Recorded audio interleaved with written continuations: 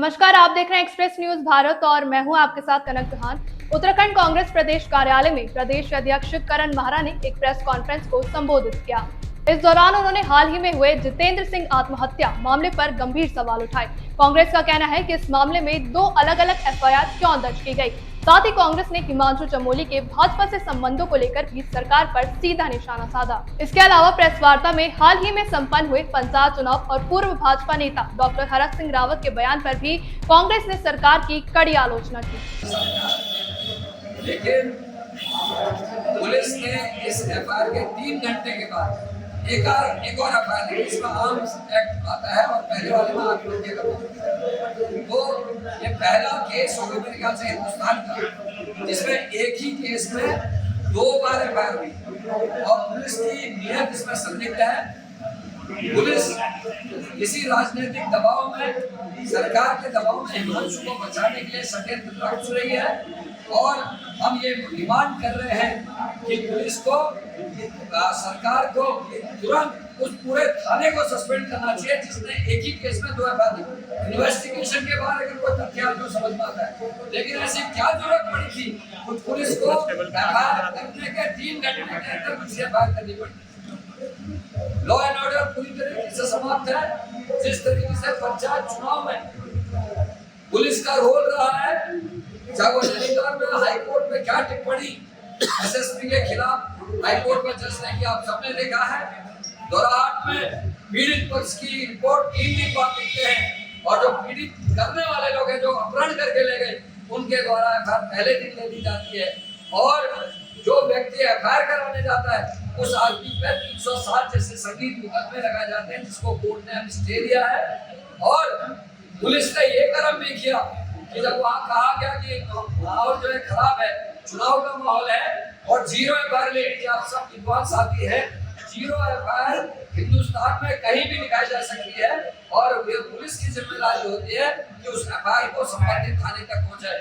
Election चल रहा था, 2 महिलाओं के पतियों का अपहरण हुआ था और लेकिन पुलिस 0 एफआईआर लेने से मना करती, उनसे कहती है 40 किलोमीटर दूर जाके अपने एफआईआर लिखा के आइए। तो ये हालत पुलिस की है। पुलिस के जो सबसे आला अधिकारी है उनकी ये जिम्मेदारी है कि सब प्रकरणों का ध्यान दें।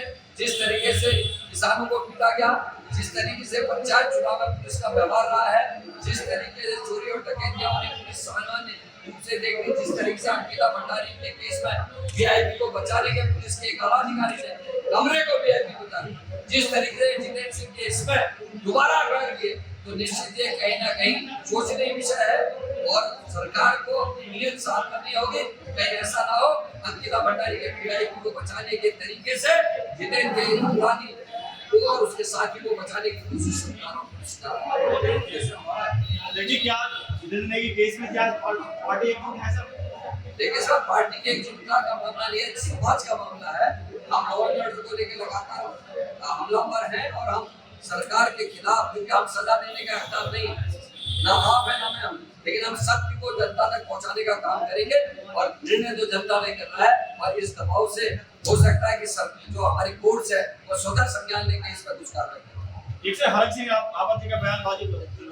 देखिए आज का विषय एक दुखद विषय है, लॉ एंड ऑर्डर है, मैं उस पर अलग से केस को कमजोर करने के लिए जो नए तथ्य इस नए एफआईआर में आए हैं वो ही विरोधाभासी है, क्योंकि इसमें बताया गया कि गाड़ी में 3 लोग हैं। अगर 3 लोग हैं तो 2 लोगों को नामजद करने वाला वो पुलिस थाना बताए कि आपने इस केस को करने में उस तीसरे व्यक्ति का नाम क्यों नहीं लिखा। उस तीसरे व्यक्ति का नाम इसलिए नहीं लिखा क्योंकि केस को घुमाना है और इसमें आर्म्स एक्ट को लाना है, ये है इनकी मंशा। इस केस में वो कहते हैं कि वो बंदूक कहां से आई, इसलिए आप समझ रहे हैं एक व्यक्ति आत्महत्या कर लेता है क्योंकि उससे उगाही हुई है। और हिमांशु चमोली के बारे में बात करेंगे, लेकिन जिससे उगाही हुई है, जिसकी गाड़ी में वो ट्रिगर दबा देता है, मौत के मुंह में चला जाता है, पीछे बैठा व्यक्ति वो क्योंकि लेके आया उस बंदूक को अपने किसी रिश्तेदार से, उस रिश्तेदार को भी बनाया गया आरोपी, आपने देखा। ये है एफआईआर नंबर 45।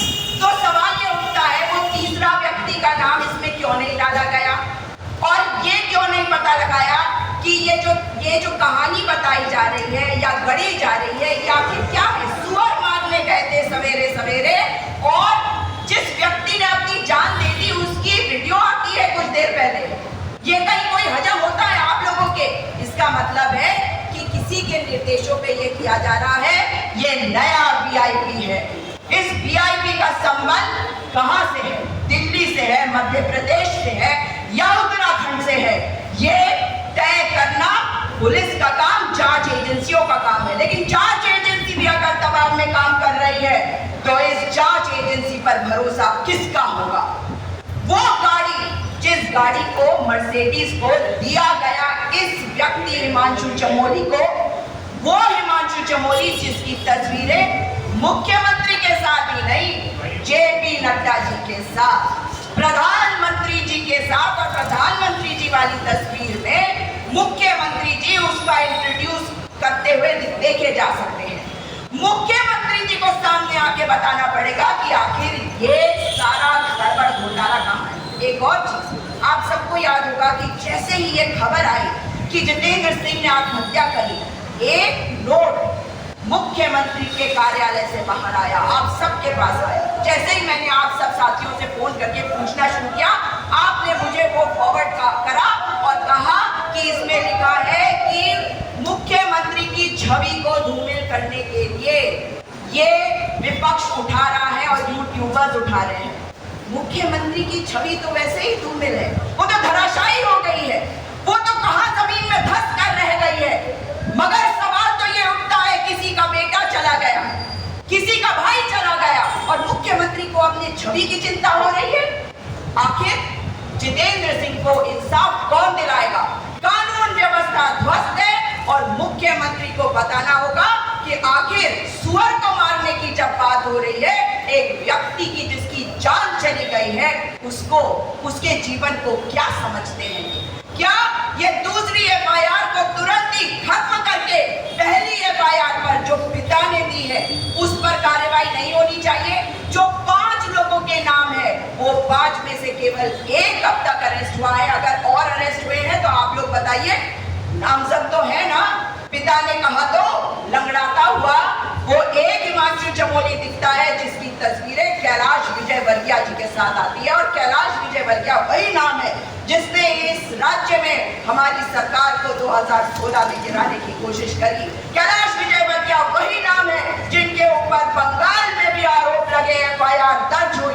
कैलाश विजयवर्गीय वही नाम है जिनके बेटे ने बैट से लोगों को पीटा, चुने हुए प्रतिनिधियों को इंदौर में पीटा था। तो कैलाश विजयवर्गीय जी को भी इस सामने आगे बताना होगा। फोन पर कुछ पत्रकारों को कह देने से कि उनका रिश्ता नहीं है हिमांशु चमोली के साथ, ये काफी नहीं है।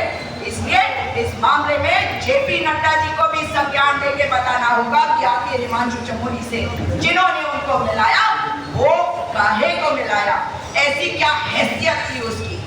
अब हमें लड़नी होगी ये लड़ाई। कांग्रेस पूरी लड़ाई लड़ेगी आदरणीय अध्यक्ष करण महाराज जी के नेतृत्व में, क्योंकि हमें दिलवाना है इंसाफ हर उस व्यक्ति को जो इस राज्य का बाशिंदा है, इस राज्य में आता है, और वही हम कर रहे हैं। स्वाना जी,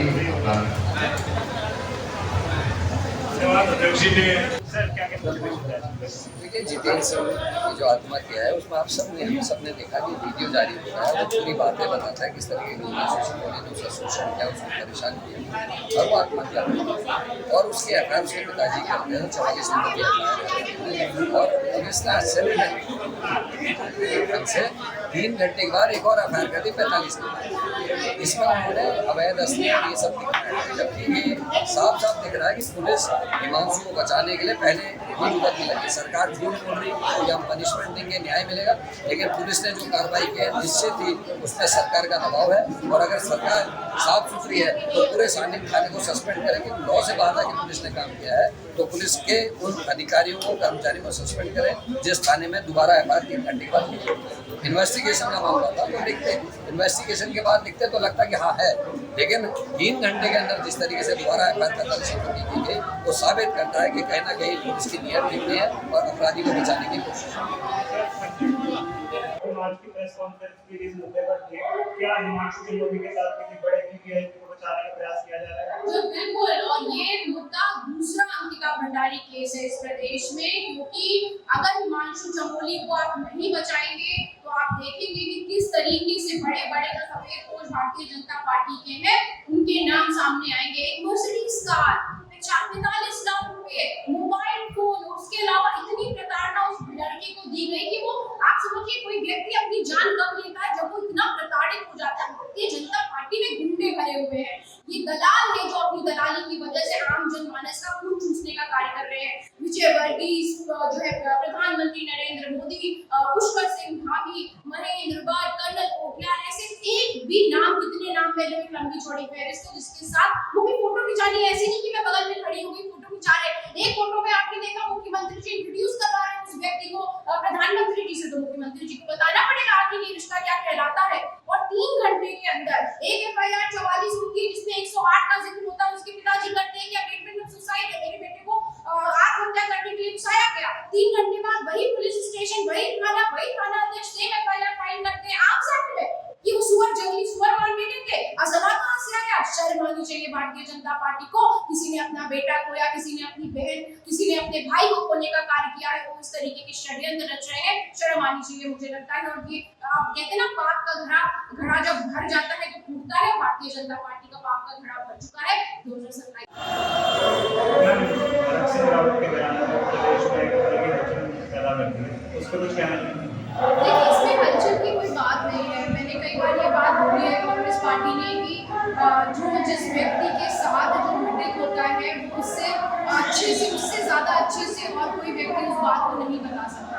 तो हरेक सिंह रावत जी के साथ जो हुआ है वो उन्होंने खुले मंच में बताने का कार्य किया है। अब भारतीय जनता पार्टी को अगर इतनी इस बात से बिलबिलाहट हो रही है और इतनी दिक्कत हो रही है तो वो सच जनता के सामने लेके आए, क्योंकि वो तो एक नहीं कई बार कह रहे हैं कि उन पे दबाव बनाया गया था जो है चंदा देने के लिए भी, किस तरीके से खनन में जो है भ्रष्टाचार हुआ है, किस तरीके से जो है 30 करोड़ रुपए की हेराफेरी की जो बात उन्होंने करने का कार्य किया है। तो आरोप उन्होंने लगाए हैं। अगर आपको आरोप झूठे लगते हैं तो आप कोर्ट जाइए, डिफेमेशन का केस फाइल करिए उनके खिलाफ। लेकिन भारतीय जनता पार्टी ये सब कुछ नहीं करेगी। जिस दिन से हरेक सिंह रावत जी ने ये बयान दिया है, आपने देखा भारतीय जनता पार्टी में खलबली मचे हुए, इतनी खलबली मची हुई कि उत्तराखंड से लेकर के यहाँ के नेताओं को, मुख्यमंत्री को, प्रदेश अध्यक्ष को दिल्ली तक जाना पड़ रहा है। तो ये दर्शा रहा है कि जो भी हरेक सिंह रावत जी कह रहे हैं वो एकदम सच कह रहे हैं।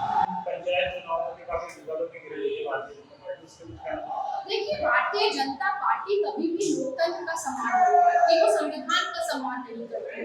आपने देखा लोकतंत्र में गांव की सरकार बनाने की तैयारी हो रही थी, लोगों ने चुनाव के सदस्यों का आप अपहरण कर रहे हैं। आप 90 के दशक में बिहार में आपने सबने देखा कि वहाँ पे लोकतंत्र की हत्या की जाती थी, वहाँ पे गोली बारूदों के दम पे जो चुनाव जीते जाते थे, वही करते आप वफा करने का कार्य कर रहे हैं। नैनीताल पे आप हमारे 3 दहाड़े आपके गुंडे आकर के हमारे जो सदस्यों को अपहरण करके ले जा रहे हैं, पार्ट में गोलियां चलवा रहे हैं। तो सरकार सिर्फ और सिर्फ सत्ता पाना चाहती है, केंद्र की हो, प्रदेश की हो या गांव की हो, सिर्फ धन बल के बल पर, धन बल को छोड़ दीजिए, अब तो आप गोलियों के बल पे अपनी सरकार बना रहे हैं। तो जनता के सामने भारतीय जनता पार्टी का असली चेहरा आ चुका है और 2027 का इंतजार प्रदेश की जनता कर रही है और भारतीय जनता पार्टी को उखाड़ फेंक रहा है।